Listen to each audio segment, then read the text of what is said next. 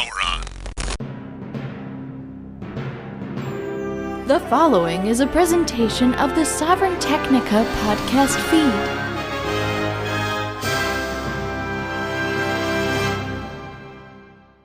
It's TIE Fighter Renegades, a Star Wars podcast.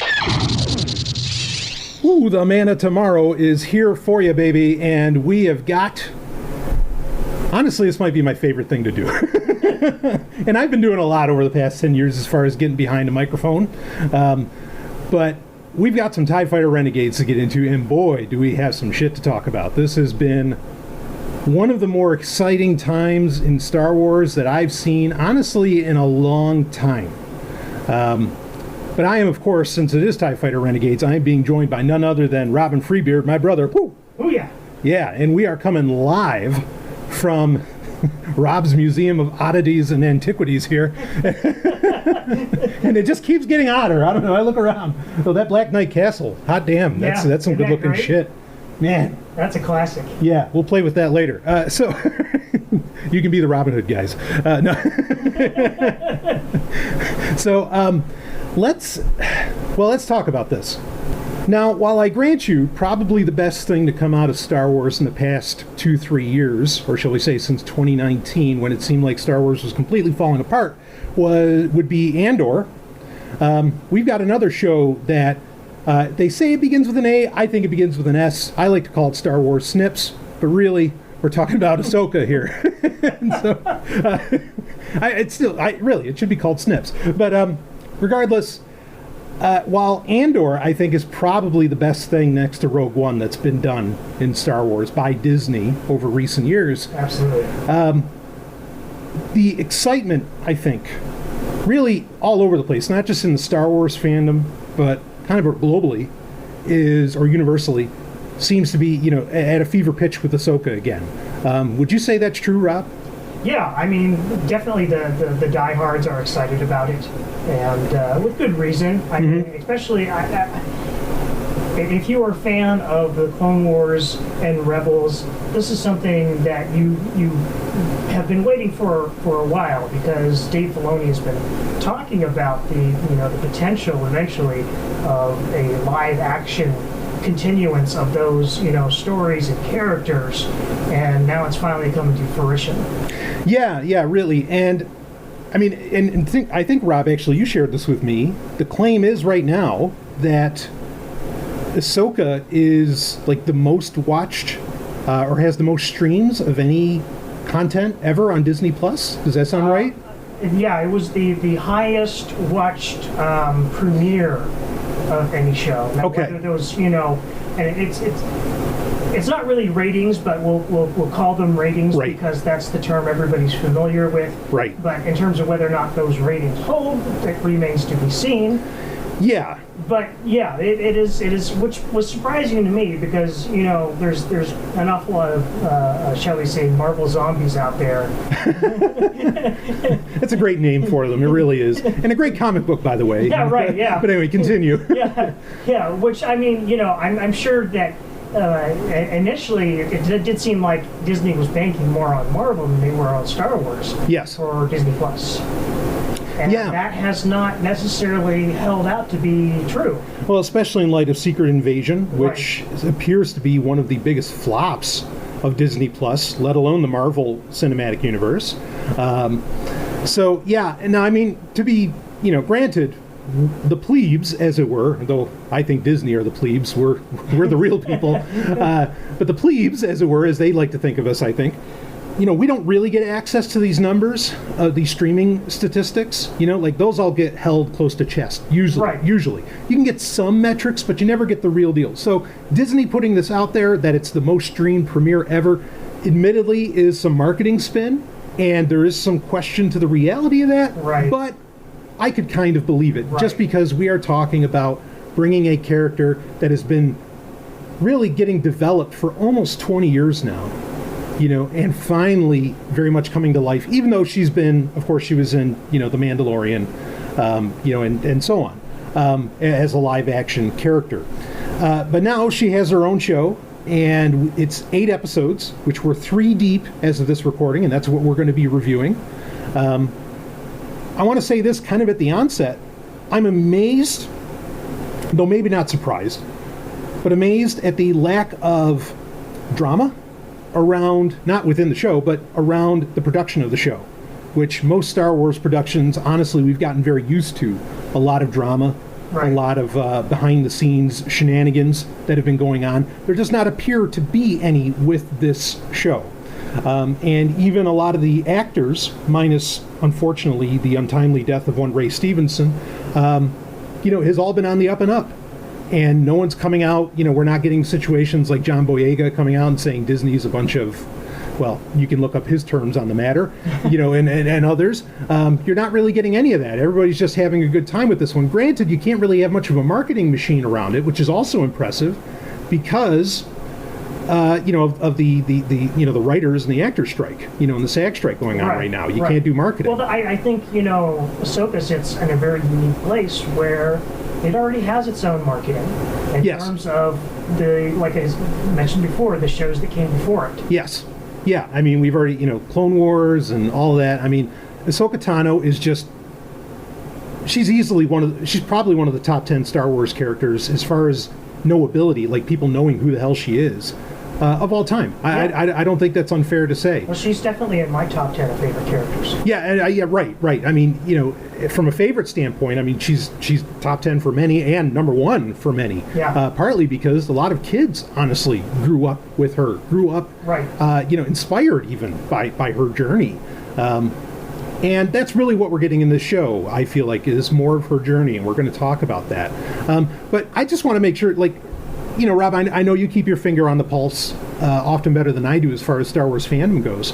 I mean, did you hear anything negative, any drama in backstage going on at all? Not in production-wise. Right. I have not heard anything. There's some people on Twitter that are trying to make a stink about the usual kind of stuff. And it's the new Twitter tards and not the old Twitter tards. Wait, don't we call them X-tards anymore? Yeah, or now? That's right. X-tards. Yeah. The new blue check marks. Yeah, right. Yeah, the what do they call them? The $8 schmucks, right? Yeah. There you go. So yeah. Yeah. Okay. Well, we'll get into some of those complaints because I definitely want to explore some of those. But I think we'll just, again, we're 3 episodes in, and I think we'll just open it up saying how we feel about it. I mean, Rob, you want to tell me first? What are your thoughts? How are you feeling about the show so far? We're not halfway through, but we're pretty close. We're 3 episodes deep. How do you feel about the show? Loving it? Hating it? Yeah, I'm absolutely loving it. Okay. In fact, thankfully, I haven't heard any complaints about this, but I actually enjoy the slow pace of the show. Yes.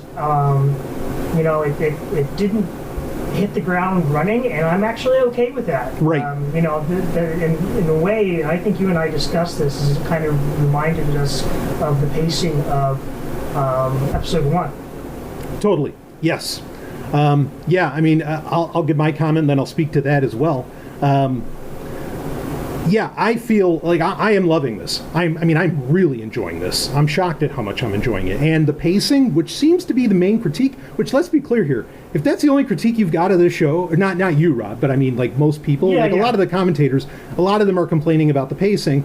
But I'm like, if that's your only complaint, we've got a great show here. Yes, I haven't even heard that. So, I mean, the circles I travel in, that hasn't been an issue. Right. Yeah, so... Well, but you're right, and this is what we talked about. I was like, because when you and I and Ellen, when we were watching the first 2 episodes together, I had come away and said I felt like I was watching episode 1 in a good way. Right. Where, the pacing of it, the dialogue of it, like everything about it, the direction of it, this felt like... Even the politics. Right. This felt like peak George Lucas. This felt like George Lucas. Right. And even the politics. I mean, and that's not even getting into... There's straight up... And, of course, George Lucas would call it poetry, right? Because it rhymes, so it comes back around. But there's straight up, like, scenes that are basically lifted out of episode 1. There's especially in episode 3, lots of stuff taken right out of episode 2, or well, now we're getting confusing. Right out of from episode 3, out of Attack of the Clones, I should say that, because we're going to be like, and I know they don't even call it, like for Ahsoka, they call it part 1, part 2, part 3, not episode 1, episode 2, episode 3, which that's another conversation that we could kind of touch on. Is like, okay, how does this feel as a TV show? But like there's the moment where Shin, right? That's her name, Shin. Where that character, she's like standing, and there's like a probe droid next to her. I mean, it looks just like Darth Maul, right out of Phantom Menace. I mean, and there's plenty of these moments within this where like you can really see what I feel. So to expand upon your point that this feels like Phantom Menace as far as pacing, direction, dialogue, and all that.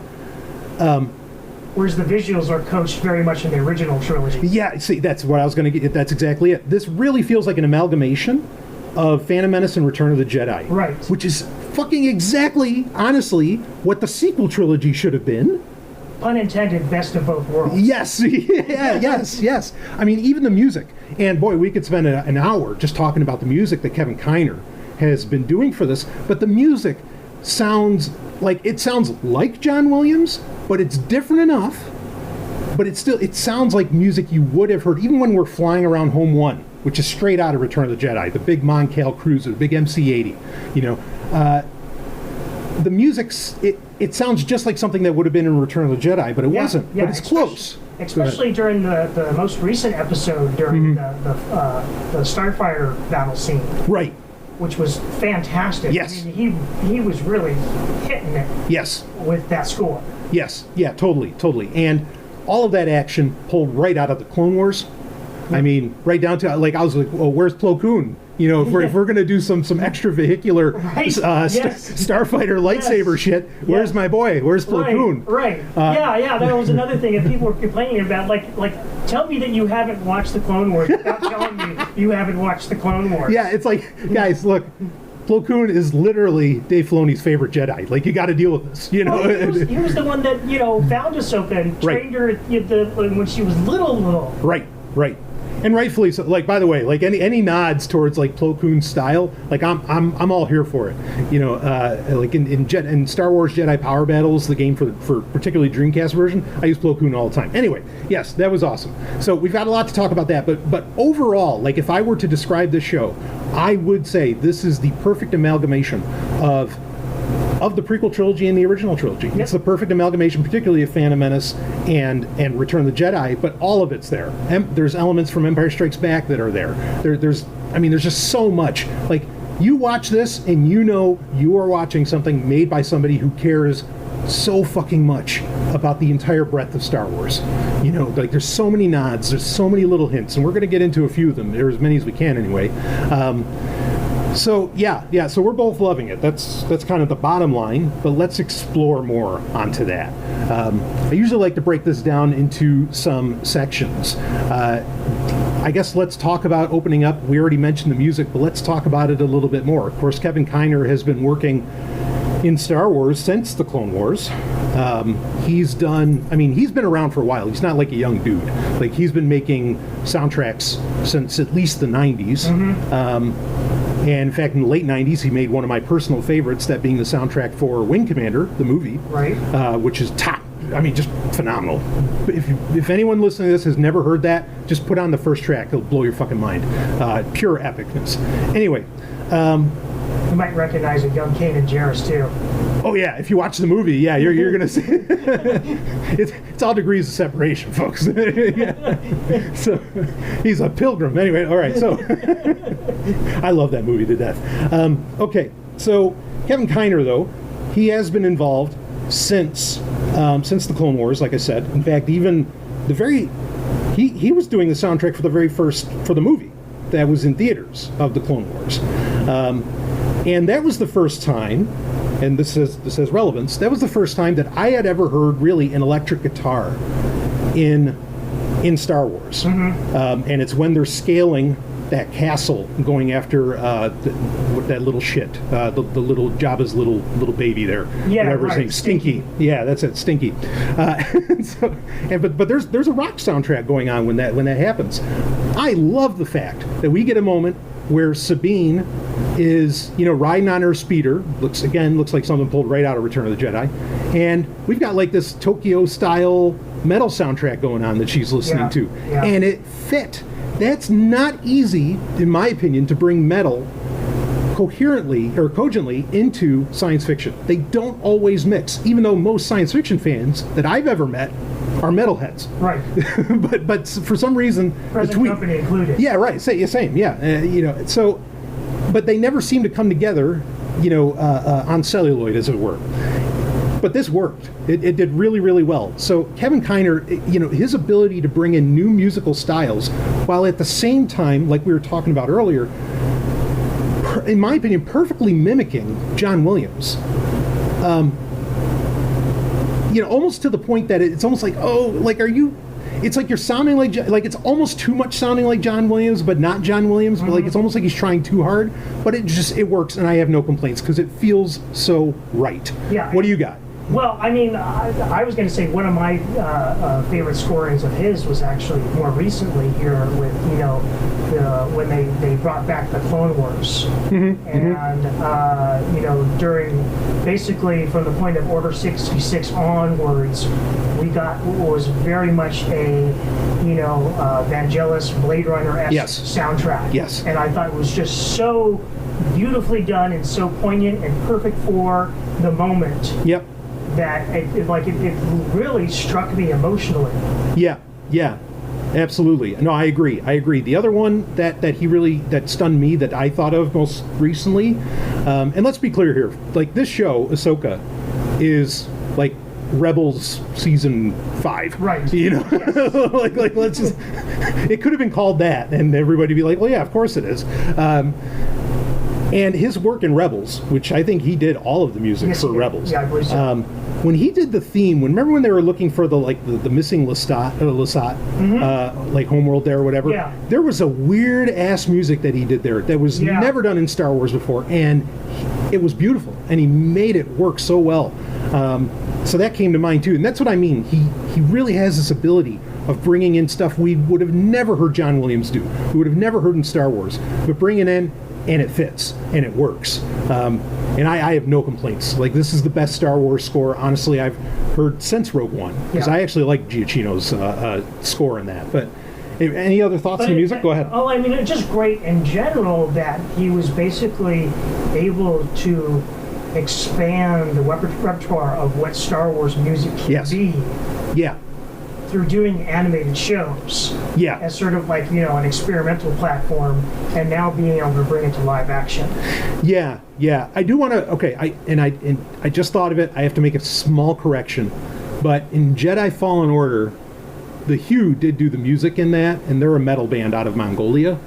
They just did that one track. Yeah, they did that one song. Yeah. But so metal has had other moments, but bottom line, it's a part of Star Wars now. Right. And all I can really think of, because one of the things that kind of disappointed... And that was kind of like metal industrial too. Yeah. That was very industrial. Even though I like the Hue, they're good. Very unique sound. They released, I want to say earlier this year, or maybe it was the year previous, that they released the Galaxy Star Cruiser. Is that what it's called? The ride at Disney, the hotel.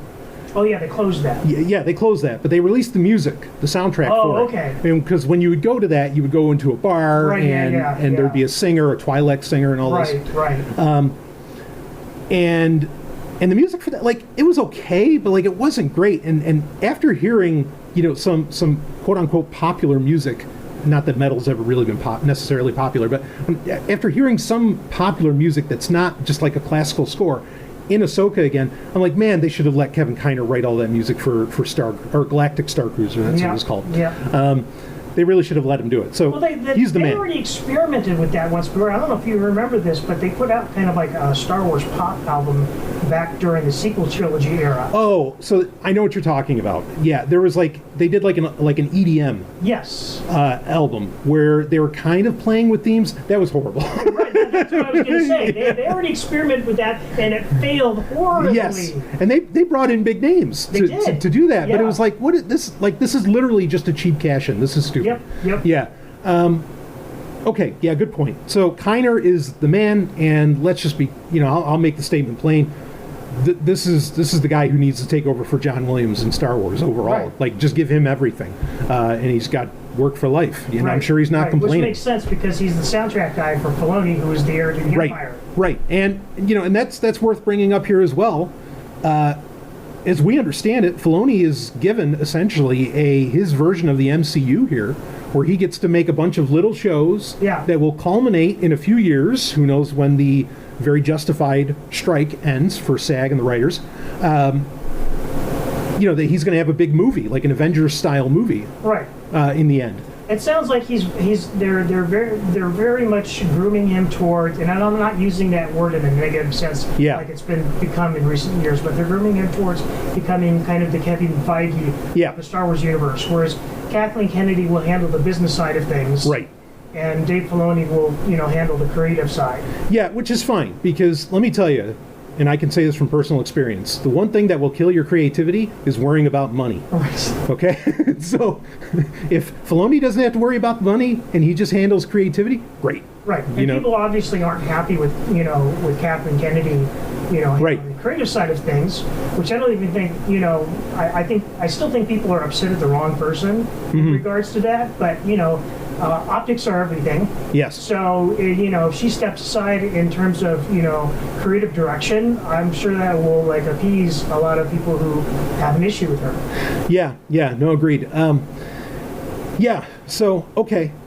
I want to put a pin on that because I want to talk more about that.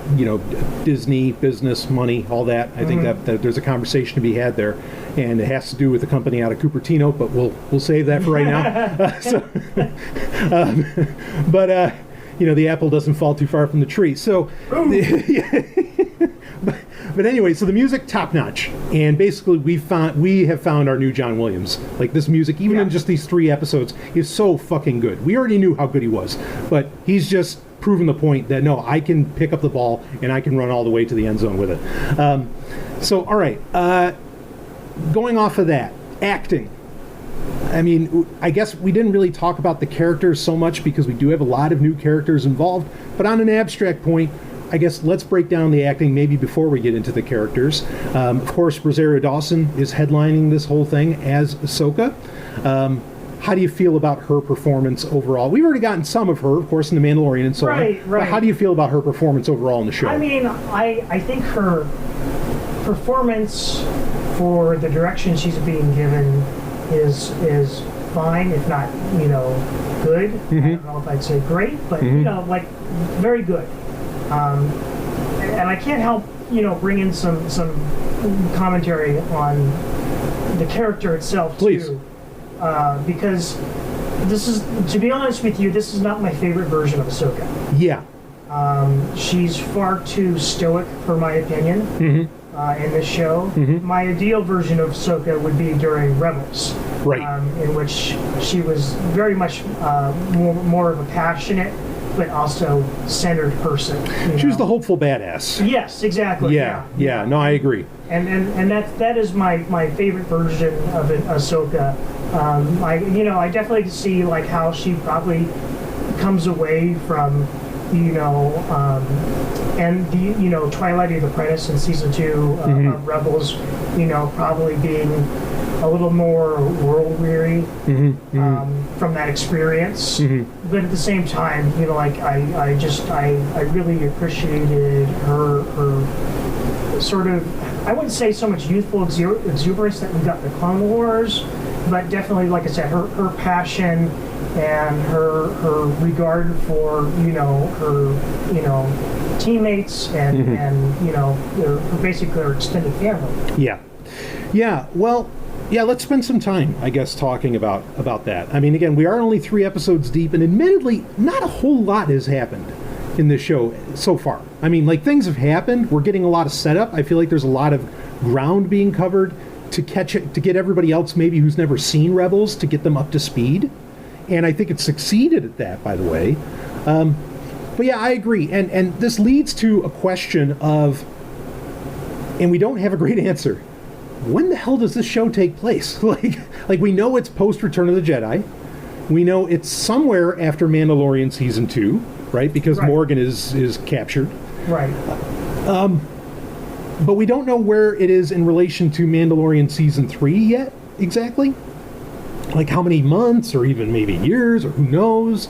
Like we really don't have a clue. And we don't even know, and we'll get into this a little later, about where is this in relation to the finale of Star Wars Rebels in Season 4. But we'll get into that.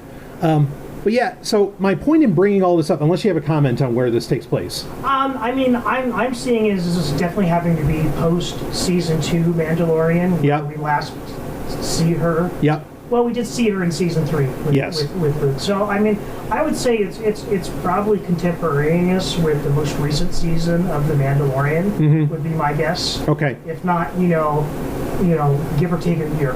Okay. Yeah, there's one scene where there's some debate and which raises a lot of questions as to when some of this is taking place. We'll get to that later, though, and that has to do with the mural. So when we get to see Clancy, Yeah. But anyway, yeah. So what I think we're really getting here is a low-key trilogy about Ahsoka herself, and you're essentially getting a pre-tragic, tragic. And then I think we're getting, at least at the start of Mandalorian Season 3, when she's hanging out with Luke, we're getting a post-tragic Ahsoka. And right now I think we're in the tragic Ahsoka. Now, Filoni has very brazenly and openly compared her at times, or put her parallel with Gandalf from Lord of the Rings. Yeah, he's even like drawn sketches of them talking to one another. Exactly, yeah. And, when you get to the end of Rebels Season 4, like, she's very much Ahsoka the White. Even to where she's carrying a staff, the whole business, you shall not pass. And I feel like with Ahsoka, because I hear you, she is very stoic, and it's not the Ahsoka that we know, and it's not, it also, like, you do at times, I think Rosario Dawson's doing great, just to put my spin on it. I think she's doing a phenomenal job. At the same time, Ashley Eckstein's still always going to be Ahsoka. Right, yeah. I mean, that's the only thing why I can't say she's great. Yeah. I say she's very good. Yeah. But Eckstein will always be Ahsoka to me. Right. Like, I can't separate the two. Yeah, no. And there's no shade thrown at anybody, because I would just as easily say, look, I love Hayden Christensen. I love Hayden Christensen outside of Star Wars. Like, he's made some of my favorite movies, again, that aren't even Star Wars. But Matt Lanner's is fucking Anakin Skywalker. Like, that's the end of the day. Yeah, well, it's interesting you bring that up, because speaking again of Twilight of the Apprentice, like, there was that moment where she cuts open Vader's mask, and you hear, like, Matt Lanner's voice and James Earl Jones' voice. Yes. And Hayden Christensen. Right. All kind of merged into to one performance. Yes. And that literally, like, because for a long time, I really couldn't, like, square the circle of Anakin becoming Darth Vader. Right. Like, I understood it in a logical sense, but emotionally, it didn't make sense to me up until that moment. And it finally something clicked in my brain. Whereas now it made sense. And I feel like Ahsoka needs a moment like that, where we have a bridge. Yeah. Well, I think we're going to enter at some point, and I don't know if we're going to get more seasons of this show. Like, I mean, I imagine with its performance already, they should be greenlighting it instantly, but maybe that's not part of the painting that Filoni's making right now. I don't know. Right, yeah.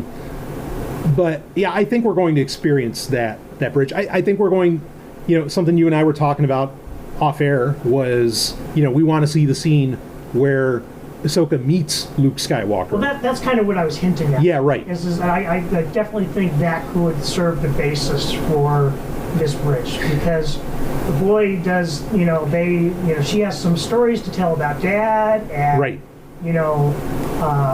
Luke telling her about her master coming back to the light side is a monumental moment in her emotional universe. Yeah, and that's probably when she's going to say, okay, no, the Jedi can come back. Right. After that. Which is interesting, because we forgot to bring this up, but in the intro to the show, the text crawl we get, which was great to get that. They say Ahsoka is a Jedi.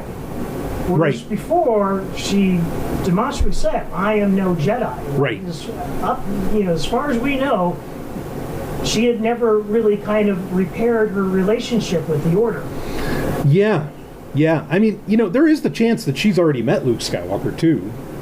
Again, we don't know the timeline, and it's kind of frustrating. But go ahead. Yeah, we saw her with Luke in season 3. Well, no, right. I mean, I'm saying at this point in Ahsoka, the show, honestly, there could have already. It's a shame if we didn't have it, but there could have already been that moment. Yeah, that's. I think so. Okay, yeah, because I mean, I feel like that would be her finding out that Anakin came back to the light side, having a moment with the Force Ghost, whatever. In fact, I mean, there's lots of rumors we're going to see Hayden Christensen in this show, in Ahsoka itself.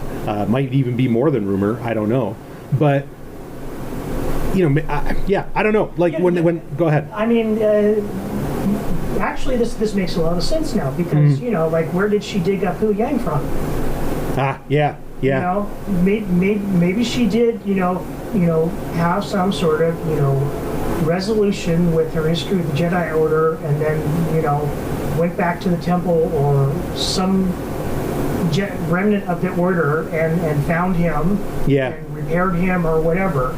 Yeah, it's weird though because a lot of her dialogue, especially in the first episode here of Ahsoka, she still seems very anti-Jedi. Like she's straight up saying, "Well, I'm not doing it the Jedi way," and I don't know. It's gonna. We only have 5 more episodes. Right, there is a tension there. Yeah. I think she's very much still trying to forge her own path forward. Yeah. But at the same time, she's not. She hasn't thrown out the kitchen sink. Right. Yeah, so I think we could get to the point, or, I really hope we still get that Luke Skywalker scene where they first meet, and I hope that that's when we get into the post-tragic Ahsoka. Right. And that's the third part of the trilogy. And that culminates in whatever movie idea that Filoni has in mind. Which, I have some theories on that, but... Well, essentially, and I think we've hinted at it in previous TIE Fighter Renegades episodes, like, I think we're going to end up with a new Clone Wars. I'm basically, he's going to do a Thrawn trilogy sort of story. Yeah, but he might end up doing it in this whole other galaxy, which we still got to get into. We still got to talk about. Go ahead. Maybe that's where they find the Dark Fleet. Oh. Well, so all right. Pin on that. But bottom line, Rosario Dawson, I think, is doing great. Obviously, she's at the mercy of the director in a very real way, but she's delivering, I'm sure, exactly what they want. And at the very least, I'm going to give her a lot of props for making Ahsoka feel like a character that would fit absolutely right in with the tone of the prequel trilogy. And that's only a good thing at this stage, in my opinion. Yeah, let's talk about Hu Yang. Now, Hu Yang is being voiced by David Tennant, of course, for some people, who's considered the greatest Doctor Who of all time. I'll give that to Tom Baker still, but whatever. Really cool to have this character. Yeah. David Tennant's doing great. I mean, he's David Tennant.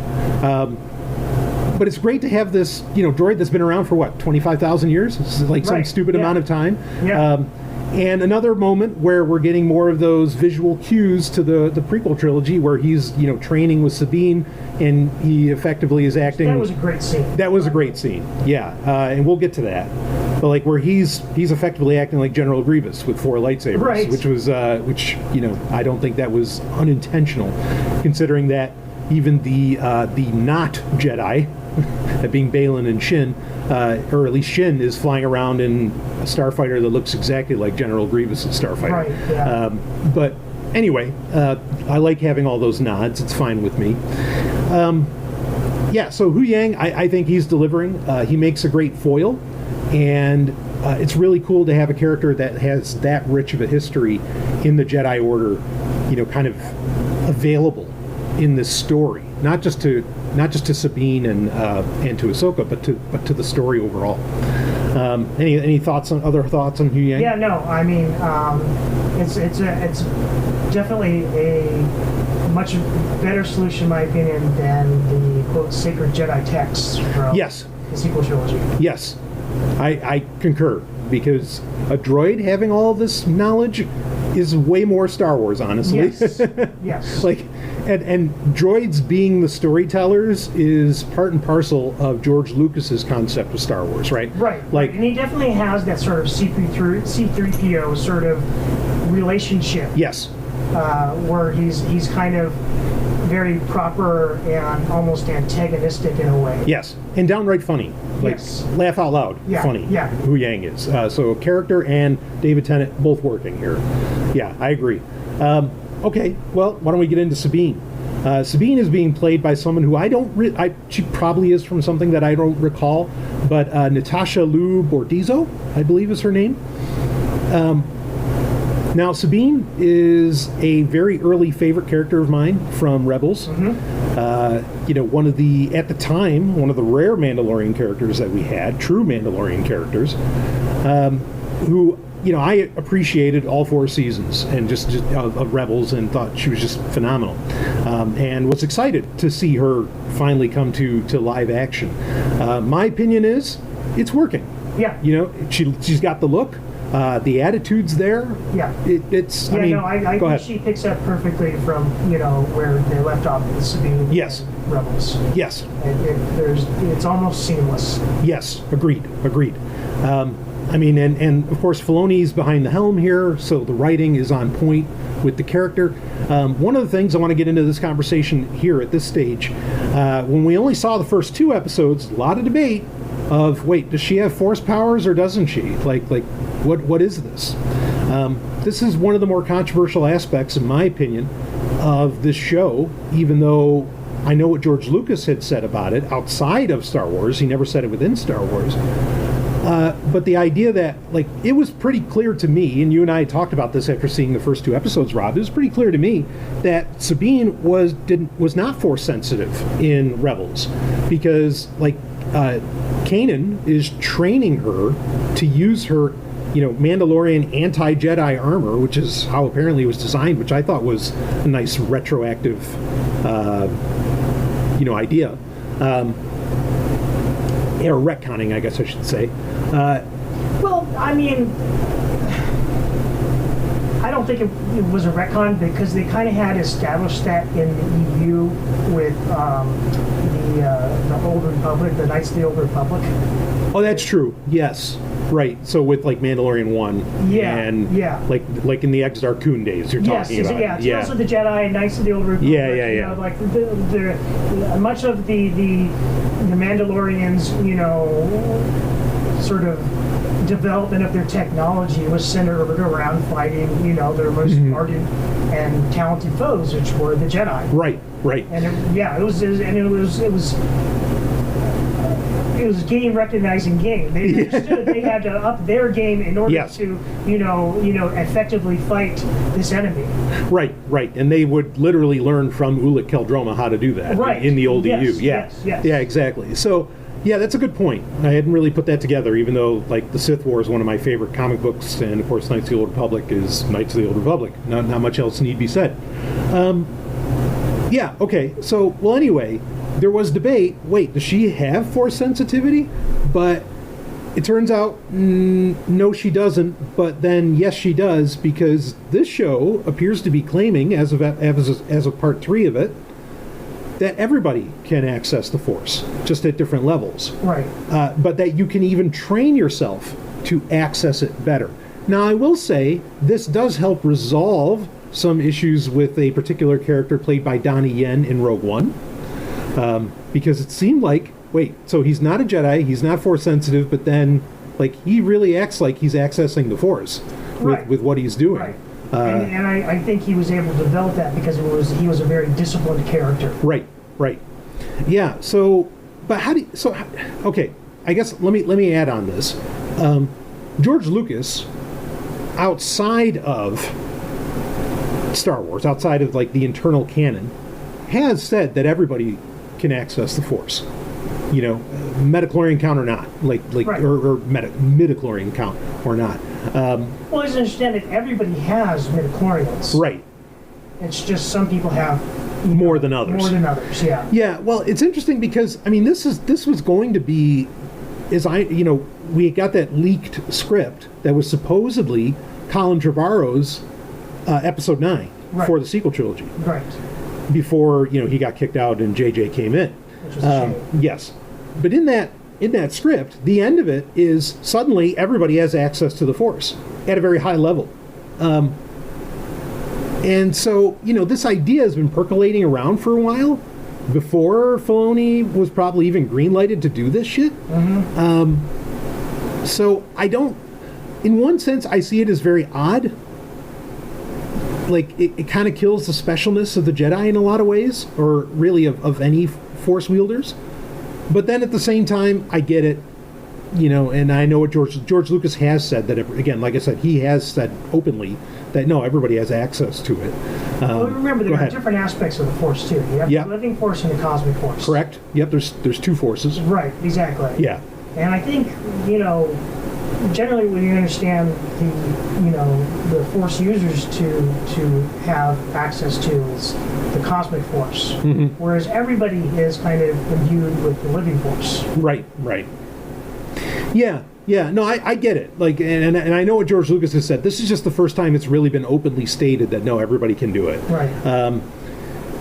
And there's an equality message in that, which I guess is good. So overall, I'm fine with it. It's just strange because I think most Star Wars, even casual Star Wars fans, have had a very different impression of the Force over the past 40 plus years. So anyway, there's that. But Sabine being trained, being a Padawan, even at 30, that's kind of odd, but whatever, we run with it. We don't want to fall for the same issue of like not wanting to take Anakin Skywalker seriously when he was only like 10. But regardless, yeah, I'm digging it.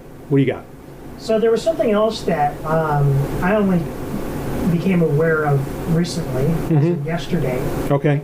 And that has to do with that sequence at the beginning of every show where they show, the helmets or the droid heads of different characters and whatnot. Yeah.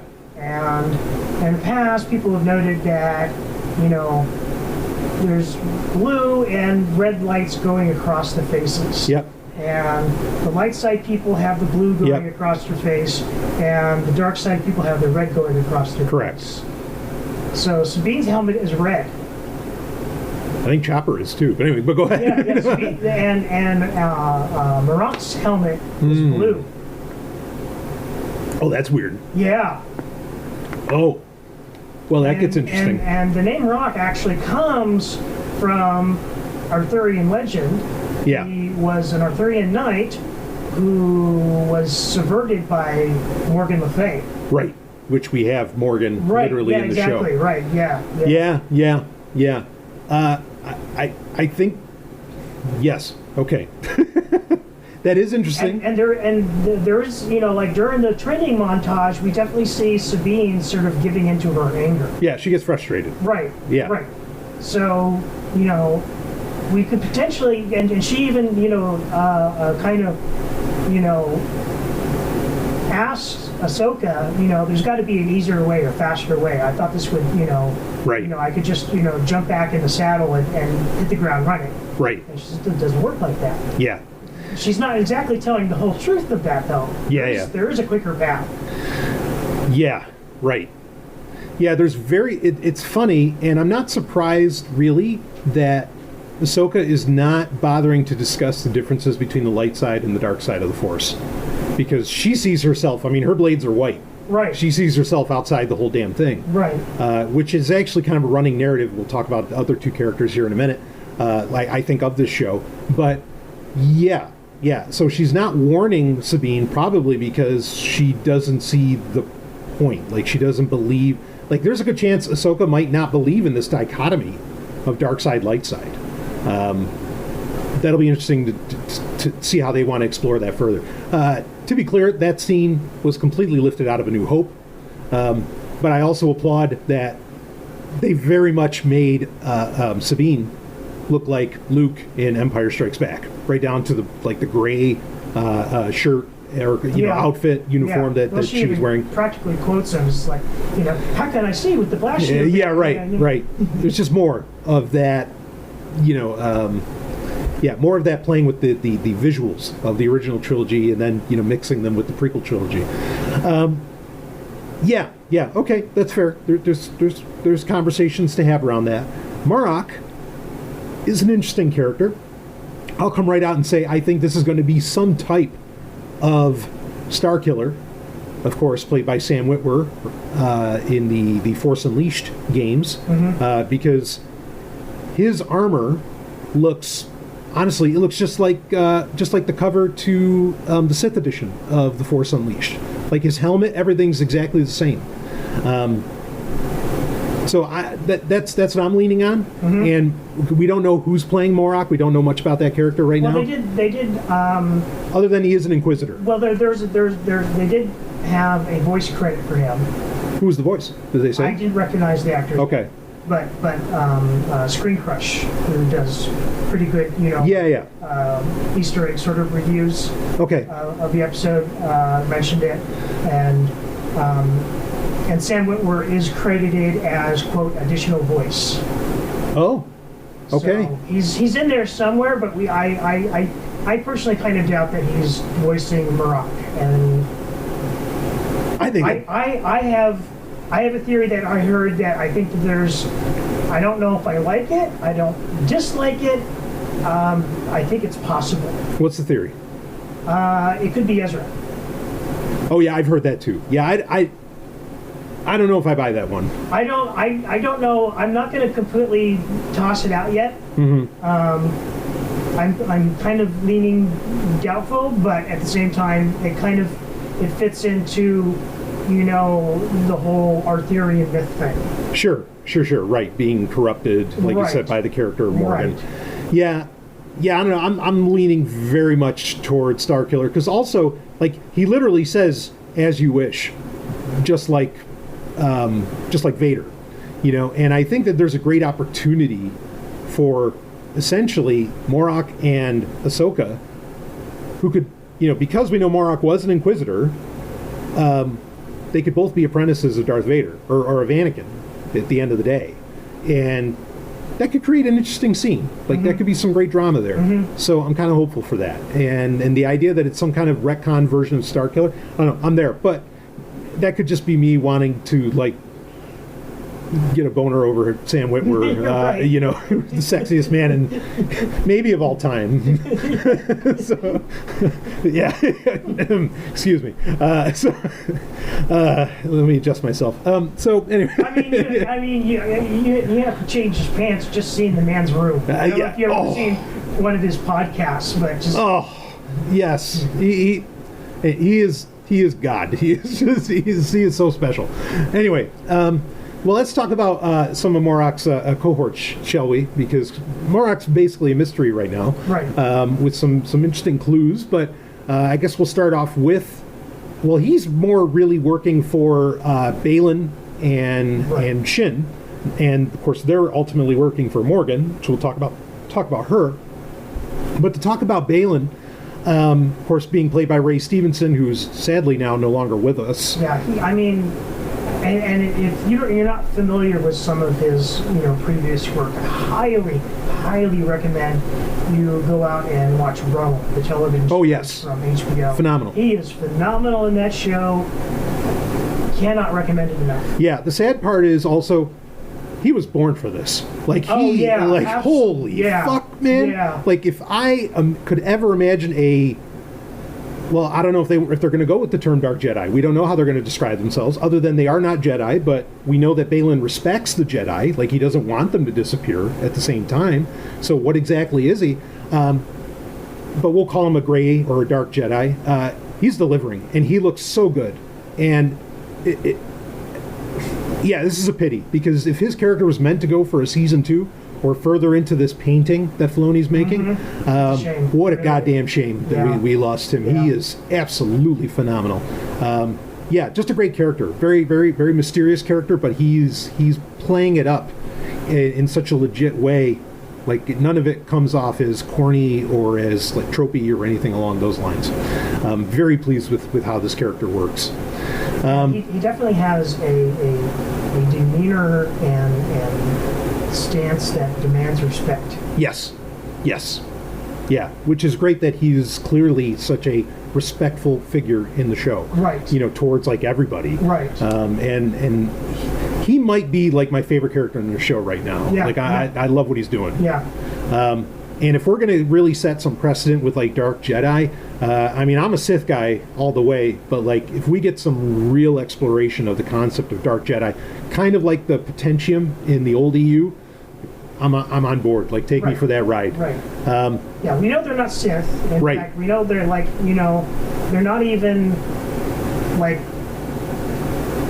It's kind of been hinted that they haven't like completely bled their lightsaber crystals because they're orange, not red. Yeah, exactly. Yeah. Right. Yeah. Yeah, it's interesting. I'm curious how they're going to talk about that. Now, his apprentice, which that's really cool, his apprentice, that being Shin, played by Ivana Sakno, I think she's doing great. Like, I love her steely-eyed, almost never blinking, and she has, like, one thing that shows you they're not Jedi is she has a bit of a complex, or she likes to show off. She takes pride in her work. Right. Like, there's the point where she's about to go after Ahsoka, who's doing her Plo Koon tricks at the top of her starship, and she's like, "Oh, I see you weren't able to kill Ahsoka." Talking to Morgan, it's like, "We'll take care of that for you." And I thought that was really cool. She does have a Padawan braid, though. Yeah, which is interesting, right? So, which lends more to this idea. This is like maybe they really are going with a Dark Jedi or Great Jedi concept, right? But yeah, I think she's doing great. Now, of course, you mentioned Arthurian legend. We're getting a lot of Norse legends within this story as well, in their names, right? Mm-hmm. Because Balin and Shin, right? Like that's the wolves that are eating the sun. Yes. And yeah, this is an old story. Feeding into more of Dave Filoni's wolf fixation. Yes, yeah. I mean, if I ever got to meet Filoni or interview him or something, like I have a Three Wolf Moon hoodie, from the '90s. Yeah. I'll be wearing that. So, he's like, "Oh, I can just see you. Oh, that's my favorite sweatshirt. I like that." But yeah, anyway. I'd have to go out and get a Princess Mononoke T-shirt. Yeah, right. Yeah, there. Yeah. Anyway, I'm loving these two, and Morak. Like that trinity of characters is really working for me. And yeah, I get it that Balin is, there was a lot of complaints about Balin being, it's another person who survived Order 66. But again, he's just working so well, and he's really taking a different path, I think, than any other Jedi that had survived Order 66. I'm buying it. Like, I'm not really complaining, and I don't feel it's overdone in this case. Going into, go ahead. For all we know, he could have been an Inquisitor too. Could have gone to become an Inquisitor. That's true. I mean, if you can get, a Jedi Temple Guard to become an Inquisitor, which is exactly what happened. Right, and that's definitely a survival strategy. Yeah, no, totally. Yeah, it's possible. So now one of the other interesting things to come into this is we get the Night Sisters back, or at least the descendants of the Night Sisters, that being in the character of Morgan, like you said, Morgan Elsbeth, being played by Diana Lee Insanto, and I think she was a stunt woman. We've already seen her play this character in The Mandalorian. Right. I think she's doing great. Okay, so I mean, no problem with the actress. She's delivering. She's doing fine. The presentation, the green flame, making sure this is the Night Sisters, this is the Witches of Dathomir, dynamite, right? I don't think. Would you disagree with any of that? No. Okay. So the one thing I thought was weird, though, is like, wait, I thought all the Night Sisters were like from Dathomir and were not human. Much like. Ventress, Asajj Ventress, mm-hmm. and of course Mother Talzin. Mm-hmm. And the female of the species, which they are Zabrak, they are female Zabraks that are the Night Sisters generally. They do have a look, like, and it's not a human look. But then Morgan Elsbeth does look very human. I mean, like there's like a paleness. It's an inhuman. They're not. It's not like they're white. It's that they're alien. Just like the male Zabraks, no, clearly they're not human because they have the horns and everything else. And of course, Zabraks are, like a Savage Opress, and of course the more popular Maul. I know there's been some from the X-Tards. I know there's been some complaints about this. Do you want to tell me about that? Yeah. So I mean, like that's that's basically their complaint is that she's claiming to be a Night Sister, but they're like, well, then why are you a human? Yeah. Personally, I don't see the problem with it. Right. The Night Sisters had white or gray hair. She has gray hair. Sure, she's not, white pale, but she's, kind of got ashen skin. Sure. Yeah. And just in general, we need to accept some sort of like diversity among skin tones amongst all species. Yeah. Or even just the possibility that, like the Mandalorians, we bring in whoever is willing to join. That's a survival tactic. Right, yeah. If you're not a bloodline... And that may even be why the female Zabraks don't have horns. Right. To begin with. Right, because it's an intermix yes. Of varying species. Right. And here's the cincher for me, that honestly a lot of these people complaining about this, I don't want to say they're racist. That term gets bantied around. Well, okay. So they're racist because you see any of them talking shit about, wait a minute, why doesn't little Jason have his little Twi'leki? He's half Twi'lek, right? Yeah. Jason Syndulla. Yeah. What's the deal there? Okay, he has green hair, but shouldn't he have? I forget what they call them. There's a name for the Leku. Thank you. I knew it began with an L. Why doesn't he have any Leku? It's like, but nobody's saying shit about that, right? And so it's like it's weird that people want to point fingers at Morgan and not look at the other potential inconsistency here. That's not a word. Regardless, I get it. Historically, we know that that the Night Sister or the Zabrak females have a certain look, but that's no guarantee that that's how they always look. Well, if you want to talk historically, if you want to go back to the original Night Sisters of Dathomir from the EU, there were different tribes. Right. And there were different species among those tribes, different races. Right, 100%. They weren't even all Zabrak. In fact, I don't think they were Zabrak at all. Yeah, right. So, that wasn't even a thing yet. Let's be reasonable, folks. Yeah. So I'm loving this character. And again, we're already setting the precedent in this show that anybody can access the Force, can have Force powers. Right. And, the idea that the Night Sisters do it through magic, with a K at the end, that could be taught to anybody, someone that they adopt and bring into the fold. Sure. Like, why not? So I don't have any problem with it. Yeah. And it would make sense that they adopt because they obviously adopt outward, too. Yeah. Because, Maul was basically adopted to Palpatine as a child. Right. By Mother Talzin. Right. It was an exchange for Palpatine teaching her about the dark side of the Force from the Sith perspective. Yeah, exactly. Yeah. So I'm digging like our villains here. I think they're all working, and some of the better villains that we've had, not just in Star Wars but in fiction overall, or in live action anyway, in a long time. So let's talk about. I guess we'll get in. We haven't. Are we expecting to see Ezra soon? Yes. Are we expecting to see Thrawn? Yes. And we'll certainly talk about. We've seen some of Ezra just in holograms. Right. But we'll talk about those characters, later on in another point. I think the last person we got to get into is Space Mama, and that being none other than Hera Syndulla, being played by Mary Elizabeth Winstead. I think she's knocking it right out of the park. Yeah. And one of the things that really sells the character, believe it or for me, is actually the eyes. Like whatever contacts or whatever visuals they're doing to make those work. They're very striking. They're very striking, yeah, and it gives her an amazing commanding presence. Yes, it does. Wherever she is. Yes, it does. And she had that in Rebels too. Yes, exactly. Just absolute fan favorite, if not top character for many people in Rebels. She's definitely one of my. I mean, she is Space Mom. She's Space Mom. Yeah, she's taking care of stuff, and Yeah. and you see that in this.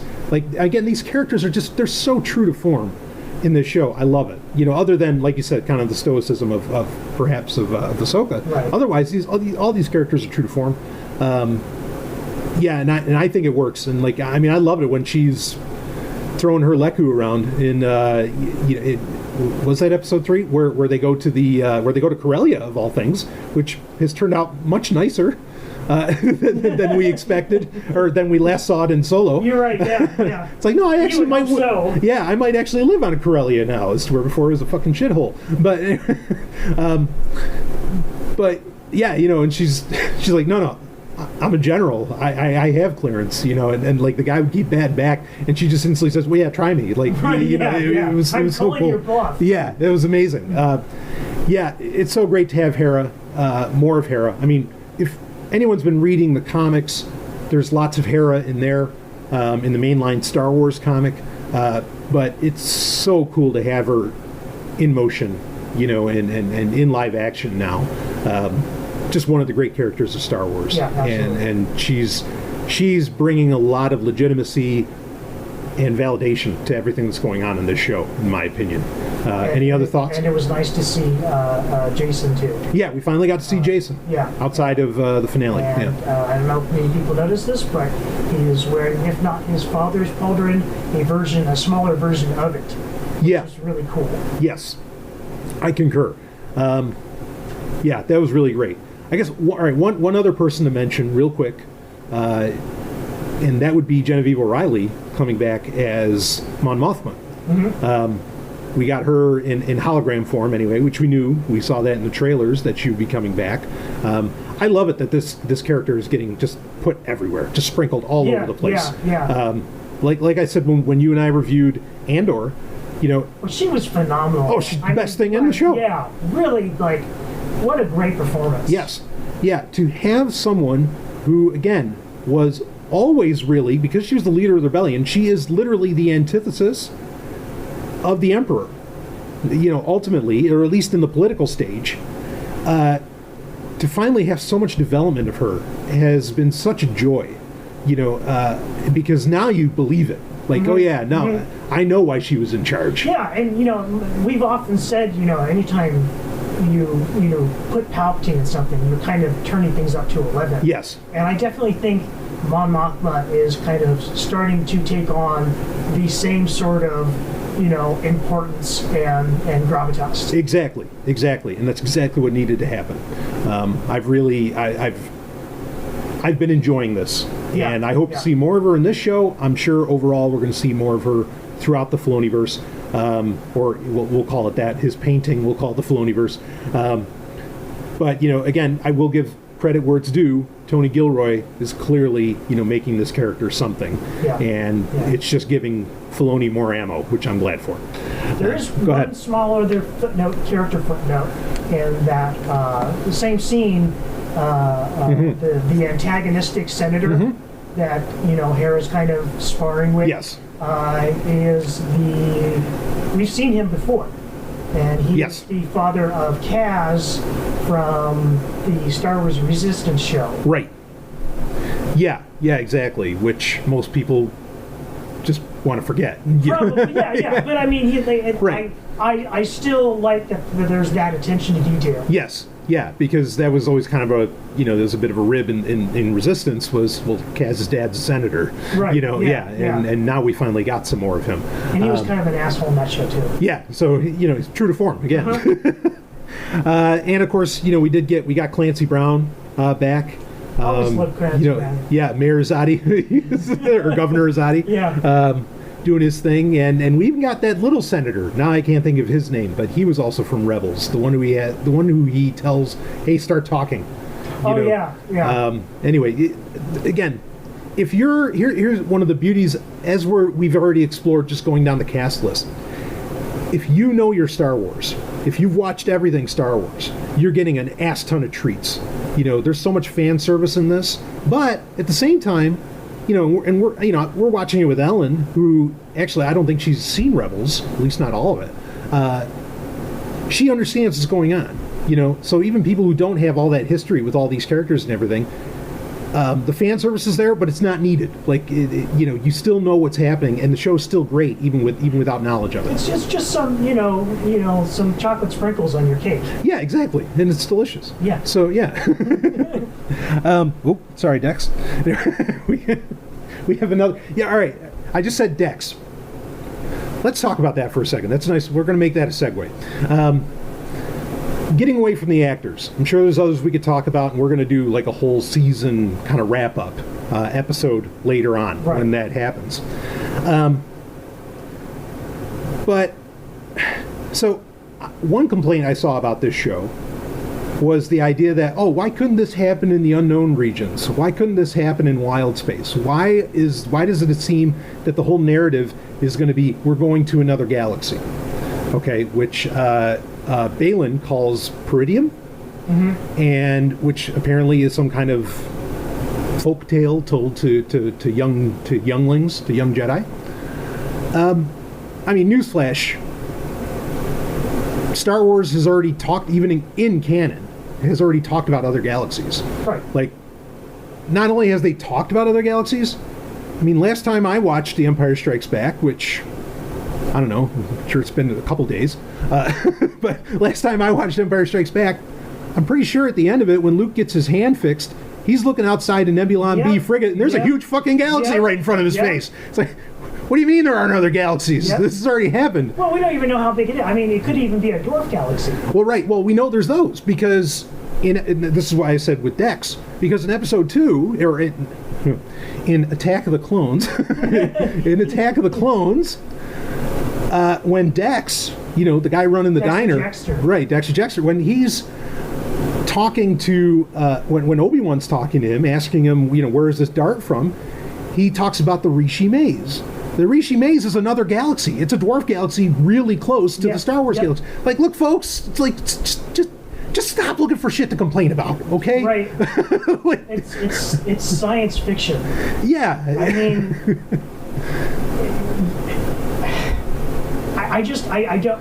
don't it hurts my brain to try to get into their heads to rationalize these complaints. Right.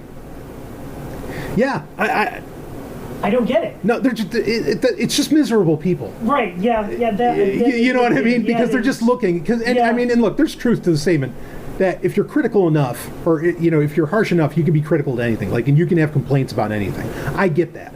But that's what I think what's going on here is these people are just so fucking, again, they're just so miserable, and they're bought into this narrative. No, everything has to be fucking terrible today because, I don't know, my life sucks or something. I'm not saying mine does, I'm saying theirs does.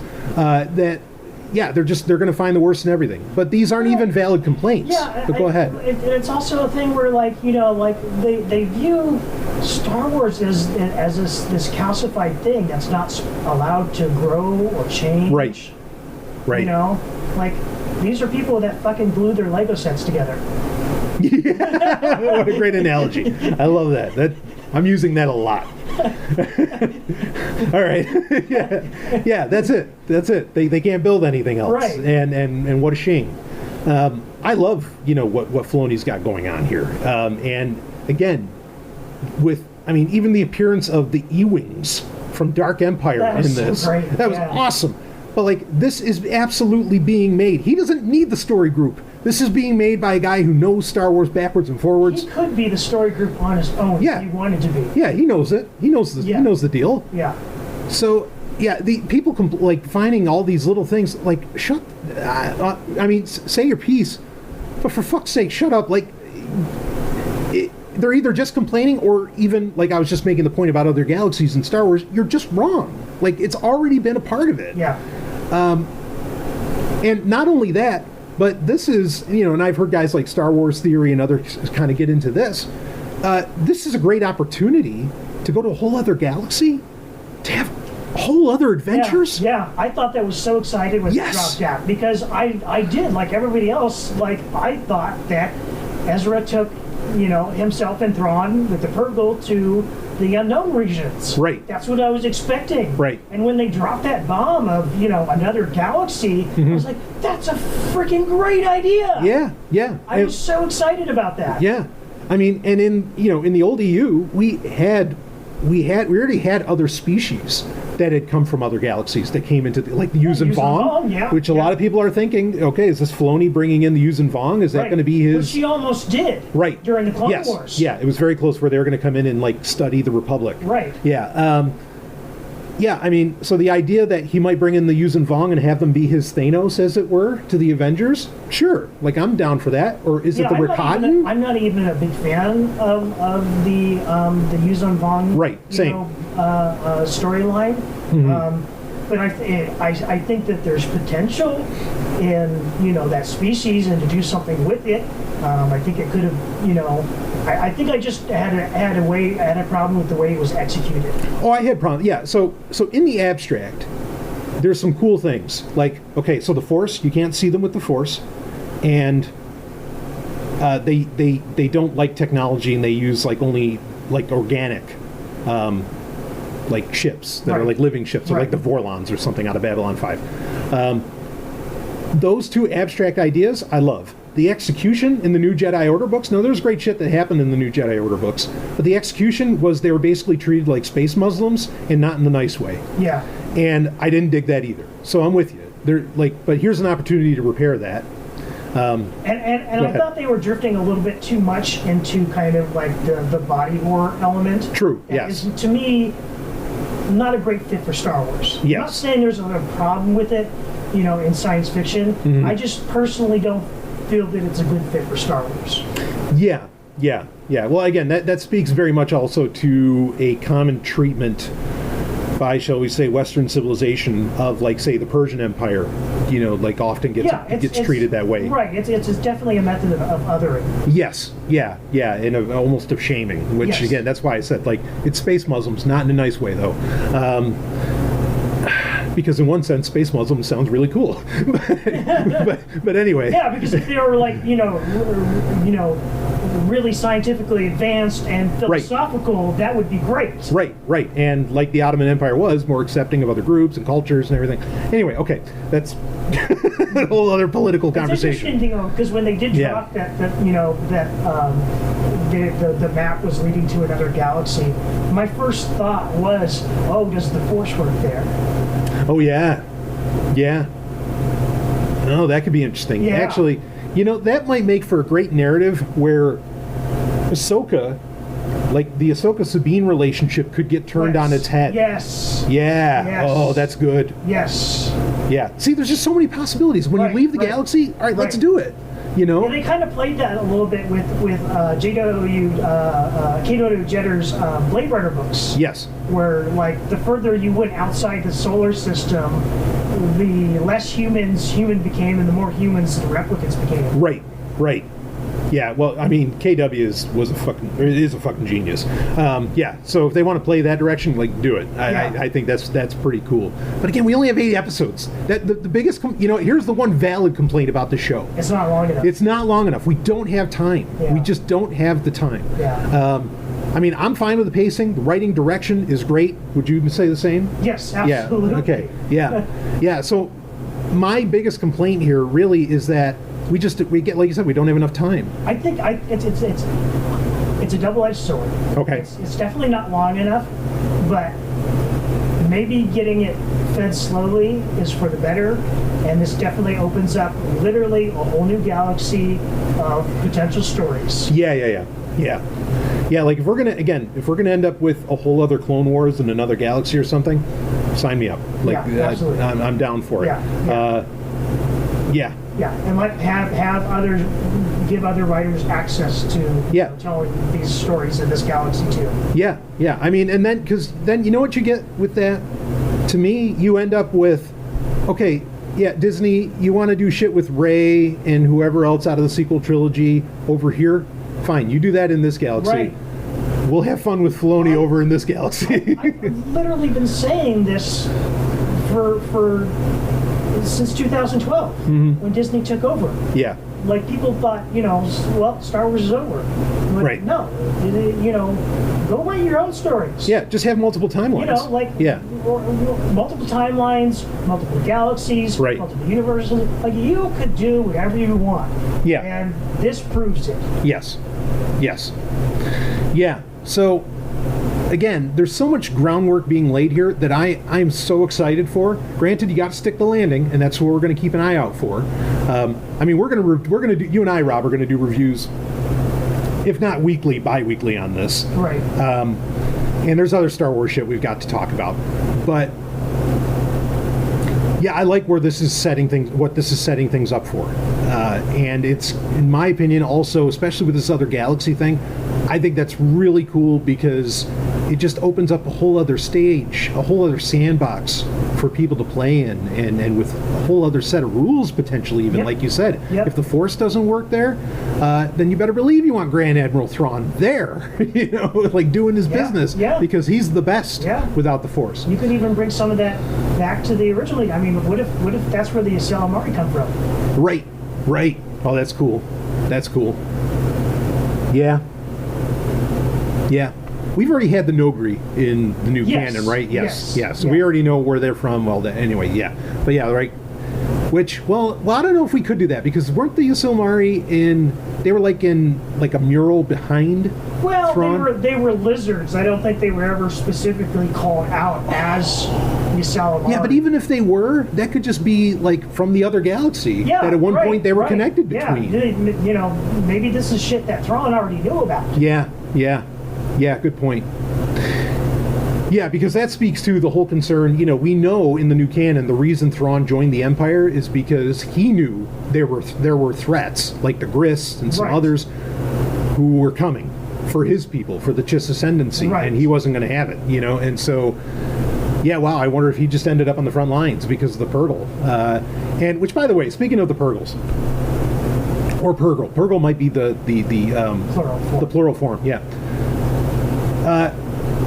Let's never, make fun of or think that Dave Filoni does filler. Like let's never say it's it's a stupid environmentalist space whales episode. No. No. These are front and center, arguably some of the most important creatures in the history of the Star Wars universe. Unbelievable. That was a great scene too. Yes. Yeah. And when they're flying around them and everything, unbelievable. Yes. Unbelievable. All right, so we've been going a little over an hour, so I want to start wrapping this up. Do you have a favorite scene, speaking of scenes, do you have a favorite scene overall so far from the first 3 episodes? Oh, that's tough. Yeah. I'm going to say 2. Okay, go for it. The first I'm going to say, just because it's fresh in my mind, is the fight and chase scene where they end up losing them with the Purgle. Yeah. The whole sequence from beginning to end, that entire space battle. As soon as they come into the system, that whole scene was great. Yeah, it was nice to finally get a space battle in a show called Star Wars. Right. Yeah. That and the training montage with Sabine and Ahsoka. Sure. Yeah. Right on. Because that was the first time I felt like Sabine or Ahsoka was coming out of her, emotional prison to a degree. Yeah. I agree. Yeah, all right. I'll go with 2. I really, really dug the scene on Corellia where they're grilling, that head guy about that SSD, and I love it. They didn't even say Super Star Destroyer; they just said SSD. I love that Filoni's like, no, if you know, you know. Right. Yeah. Like, I'm not going to waste time explaining it to you, and that was so awesome. But just the way that Hera was just owning everything there, and with no fear whatsoever, was dynamite. And even the guy being, for the Empire or whatever, that I liked it overall. I thought that worked, and I think it's so tough to pick what scene, but I love the relationship between Baylan and Shin. There's so much underlying, almost unconscious, not. There's so much spoken that's not spoken there, right? That I just want to know more so badly. I was just going to say I wanted to see them develop that more. Yeah, I agree with you. I'm not going to put it as a favorite scene just because I don't feel like we've reached its full potential yet. No, right. But I mean, so within that relationship, though, the first thing, what I'm going to end up picking is actually kind of the opening scene of the show where where they're completely rehashing kind of the opening of Episode 1. Right, yeah. Or the Phantom Menace, where Qui-Gon and Obi-Wan are landing, but in this case it's, Balin and Shin. And that pompous-ass New Republic commander, Right. Who's like, oh, I'm going to call their bluff. And it's like, well, you're going to get a lightsaber through the chest, and you're going to deserve it, you fuck. Right. Like, that was wonderful. Right about one thing, we're no Jedi. I thought that was so cool. A lot of people, that's another one where people have complained about the scenes, like, why would you let these people on? It's like, no, that is the narrative point, that the New Republic can't handle, the mess they've created. And I like that they don't have it all figured out, that this is, the good guys don't just swoop in and suddenly they've solved everything. No, there's a reason the Empire was quote unquote working, because, well, lots of tyrannical shit was going on. I'm not applauding it. I'm just saying that, like, it was there. And, so how do you do this in a freer system? Well, guess what? You're going to end up with a lot of leaks because of it. I mean, certainly Palpatine had to deal with them as well. So right. I just love that the galaxy is still very imperfect, which makes you believe that when the sequel trilogy happens, yeah, okay, the First Order could rise, because the New Republic can't handle, what's happening out in the broader aspects of space. So go ahead. Yeah, absolutely. I mean, and we know from the sequel trilogy, and we kind of see some of this during Hera's interaction with Mon Mothma. The Senate and even Mon Mothma are all kind of leaning towards disarmament. Yes. Which in the long run turns out to be a really bad idea. Yeah. In this case. And so, yeah, it's interesting. It's great to see this kind of played out, because it's almost exactly what you would expect, and what we actually got in the old EU, but it's exactly what you'd expect kind of to happen after Return of the Jedi.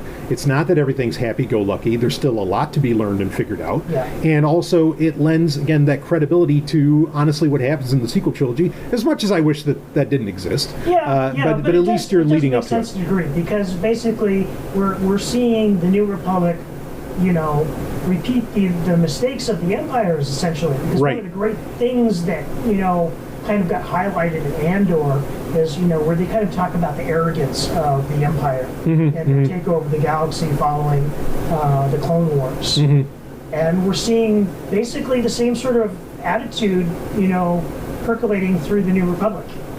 Yeah. And it leads me to, one of from the old EU in Heir to the Empire, which this is, let's also be clear. I mean, it's fucking directly quoted in the trailers. Ahsoka says Heir to the Empire. In that book, Zahn makes the point, or has Thrawn make the point, like, do you know why they lost at Endor? Because without the Emperor was literally controlling everything, like, through the Force. He was making, giving all these subtle, like, Force pushes, as it were, to admirals and everything. Sith version of the Jedi meditation. Meditation. Yeah, exactly. And so he said, and that was the problem. It was the central point of failure. Yeah. And I love that. And that message, and that's really what I'm getting at here. My point is that's being laid out here, is that whether it's the Empire or the New Republic, either way they're going to fail, because you have a central point of failure. It needs to be decentralized, go to, whatever more localized governments, break it up, however, that's the only way that it's going to work. If you have somebody who feels they're all high and mighty and they're collecting all the tax dollars, which I'm sure the New Republic is, that doesn't work. So there's almost a political realism in that, which I know George Lucas was always about, was political realism in what he was doing. Especially, we've said this on this very show, that the prequel trilogy are perhaps the greatest anti-war films ever made. And I feel like you're getting some hints of some very real political theory in this, which is interesting in itself. Yeah. And we're seeing kind of like the laying the foundation for, the resistance in the future. Yes. Because we're, like literally the senators are telling Hera, well, you've done your job. It's time for you to, basically step aside and go away. Yeah. Yeah, that's a problem. So yeah, so you can see where we'd have like this kind of lawless galaxy that you're experiencing in The Mandalorian. And it's interesting. So yeah, the directions that they're taking all this, all the possibilities that are getting opened up, I'm absolutely loving what's going on here. They could still crash this thing. Like, Filoni could screw up, and he could screw up bad. You know? mean, I have more faith in him than I do other people. Agreed. Say. Agreed. And I mean, also at the same time, like I'm not giving him any passes in this review. I genuinely think this is great stuff. Okay, I'll admit this, you know, just to be intellectually honest, I guess, or transparent. I would give Filoni some passes just because I know he's coming from a place of passion. I know that he really loves Star Wars, you know, and so, you know, if he flubs here and there, like say the end of Mandalorian season 3, you know, okay, all right, I'll give you a little. We still don't even know if that's his fault. Well, that's a good point. But I mean, I'll give that just a little bit of a pass here and there. Yeah. But we're on a good track right now, and I haven't been. You know, I was at the point, and I know I told you this, Rob, and I told it to some listeners on the Patreon. I was at the point that, like, look, if these first 2 episodes, or hell 3 in this case, if they suck, like, I'm done with Star Wars. You know, I'm gonna revert to, okay, it's 1999 and there we are, you know, and I'll just pay attention to the old EU and pretend like that's still the hotness. Which I said, so like Star Trek. Yeah, right. Yeah, yeah, that's exactly what I do with Star Trek. It's like, yeah, no, it all ended with season 4 of Enterprise, though I do like the JJ films. But anyway, yeah, but at this stage, I'm actually more excited about Star Wars than I've really been in a very, very long time. Because of all the possibilities, honestly, that are being set up, and the greatness of these new characters that we've gotten. I just hope we get enough time. I hope we get to explore them more, as much as we can. And I mean, I know we have limited time with Balin, unfortunately. Right. But yeah, we'll see what happens. So, any closing thoughts on this, Rob? I'm really looking forward to how this series progresses. I do hope we get more. Yeah. I know eventually it's going to lean towards, you know, something bigger in terms of this kind of cohesive Filoniverse movie, which would be great. Yeah. Unfortunately, we're probably going to have to wait a while for that. But, especially with the strike going on, which supporting SAG and the writers here, 100%. Yes, absolutely. You know, fuck Bob Iger. Yes. 1,000%. Yep. There aren't enough dildos to yeah. Anyway, excuse me. Yeah, so I'm with you. Yeah, but this is going in the right direction. I really feel that. We might be a while before we get. I mean, Acolyte, I think, is pretty much done. I don't know. I think I had heard that principal photography was done. Yeah. But I don't know if post is done yet. Yeah, so I'm not sure what we're all going to end up with here. I guess, you know, we mentioned it earlier, so we got to pay the tease a little bit. What are the possibilities here? Because, so one thing to bring up is there are side deals being done, which my feelings on that are mixed. There are side deals being done where some productions are allowed to go on, even during the strike. Yeah, but they're outside of the country. Yeah, and like it's mainly with Apple, who somehow is getting a pass on this. Like with their content. Yeah, well, I think I think there's also some stuff going on with Warner Brothers with their productions in Eastern Europe somewhere. Yeah. Okay. Yeah. So, because my understanding is, okay, no, there are certain studios, companies, whatever, that are meeting the demands of the Writers Guild and of SAG, and so they're allowed to continue. That's kind of my understanding of the situation. My understanding is that there's different jurisdictions. Right. Okay. Where you know the actors and writers can still do their work in certain parts of the world. Yeah. But I think any sort of like promotion cannot be done domestically. Right. Any of those productions, which I think is, I don't know if you heard this, but Dune got delayed. Dune Part 2 got delayed till next year. Oh, I didn't hear that. Yeah. Did they give a date?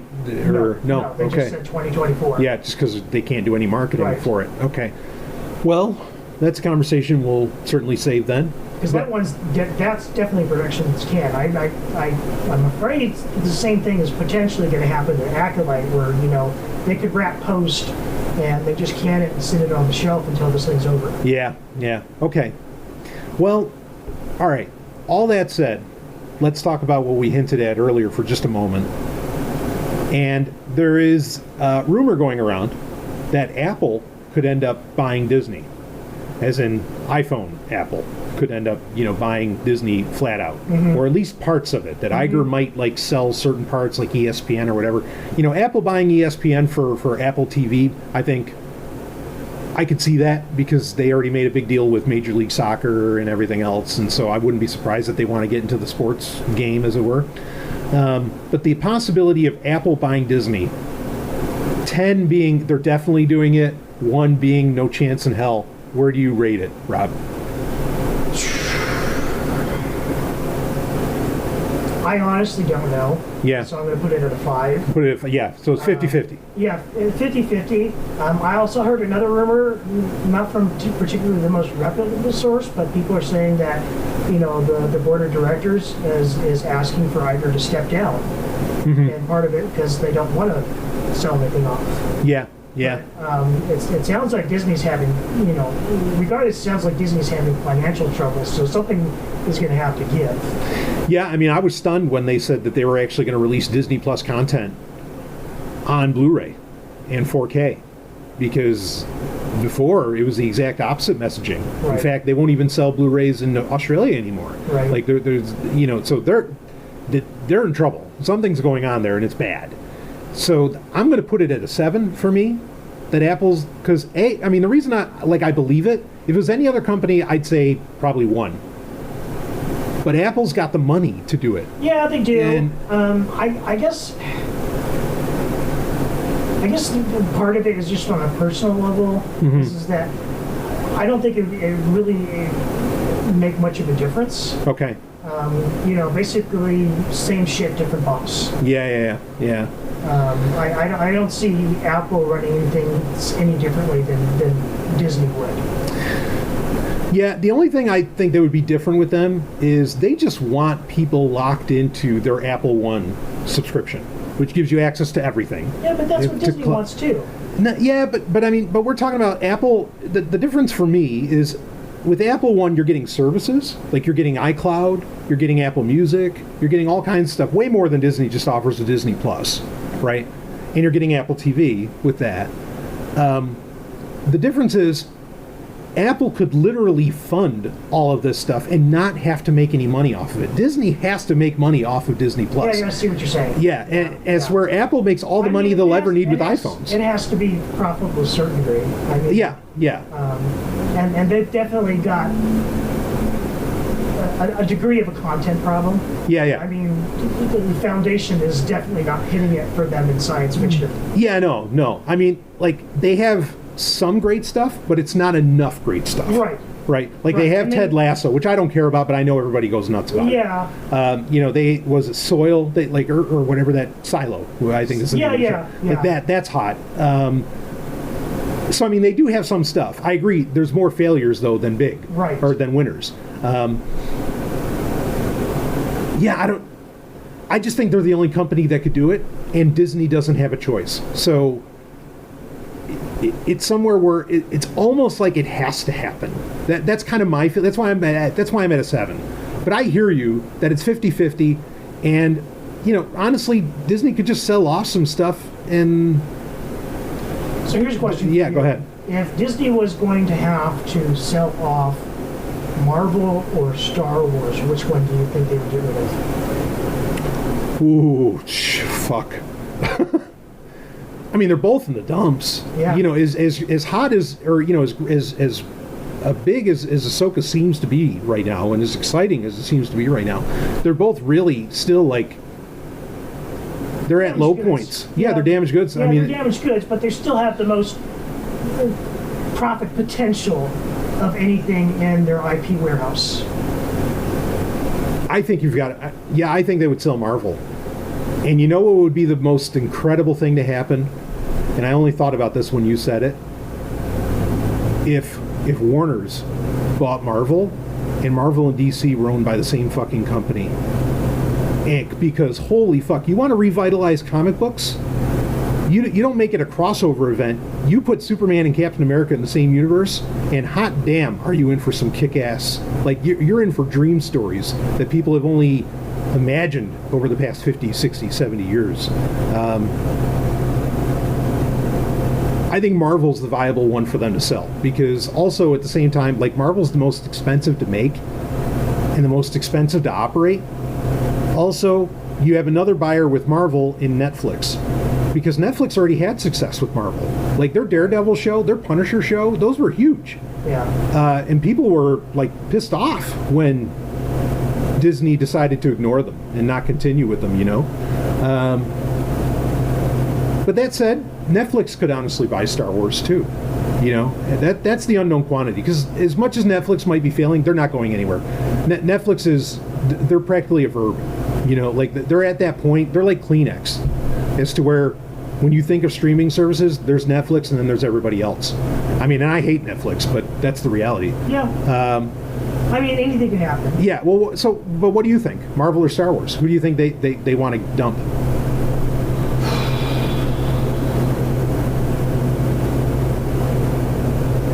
I think they want to dump Star Wars, but I think they're going to have to dump Marvel. Yeah. Yeah. Man. Yeah, sadly, now the more I think about it, though, like, Netflix would probably be the one to buy Marvel, or Star Wars for that matter. Like, they're going to be the ones to swoop in, and that's a shame, because I really, like, that'd be a dream come true. The other thing too, I know this is kind of silly, but I mean, like, they've now integrated Star Wars into their theme parks. Yeah. So that becomes a weird licensing issue, if you will. Yeah, you know, I never thought about this. Like, because Marvel rides were a big deal at Universal Studios. Right. You know, like the Hulk thing and all that, Doctor Doom and all those rides. They're great rides. Did those... I don't even know if they dropped those. I mean, I used to live in Florida. That's why. I don't know either. I know Disney converted some of their stuff to Marvel. Yeah. Like, for instance, the Tower of Terror. Yeah. They turned that into an Avengers ride. Yeah.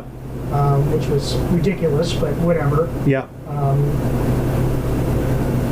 But there's no, you know, Marvel Land in Disneyland. Yeah. Yeah.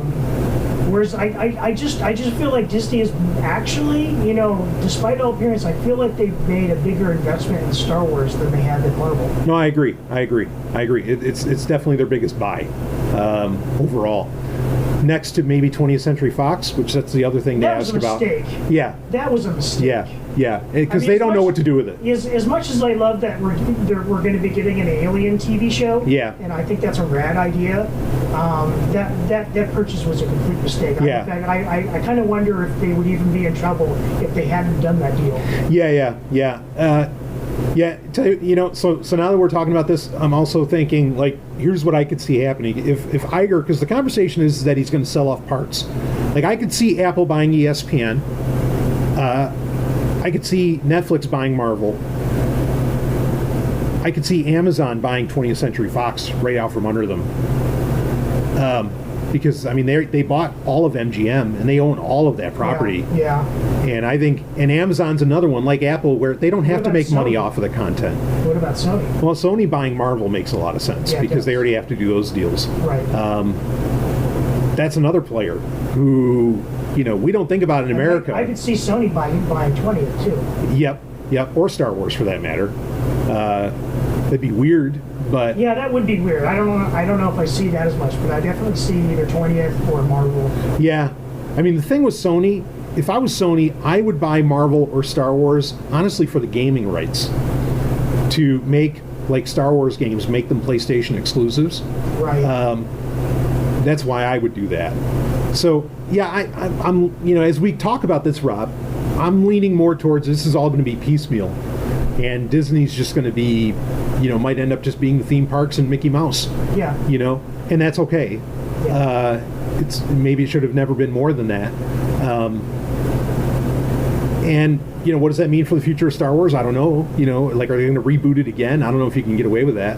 I mean, you have the World Within Worlds, which we didn't even get into. We have so much more to talk about with Ahsoka, by the way. We just scratched the surface of all the shit they got. I mean, we didn't even talk about all the hints and shit in the end credits. in that whole map scene, because all right. that can be translated. Those are all worlds. They have been. Right, They have exactly. been. Yeah. So, we have a lot more to talk about, but yeah, I think we'll leave it at that. We're in interesting times. we'll put that there. We'll see what the future holds. So, anyway, Rob, I think we should wrap this one up. Sounds good. Yeah, but we'll be back together very soon here, and we have a lot more Star Wars and particularly Ahsoka to talk about, especially when Episode 4 drops, among others. Again, just such a shame that this is so short, because man, if I knew I was getting 20 episodes of this shit, I'd be so hyped up, so jazzed, but that's not where like we're you at. said, they'd be silly not to do another season. I agree. Yeah. So we'll see what we get. But anyway, feeling pretty good about Star Wars. How about you, Rob? Yeah, absolutely. Yeah, same. All right. So we'll wrap up this episode. Go ahead. Even if we didn't get season 2 of Ahsoka, we still have another season of Andor to look forward to. Yes.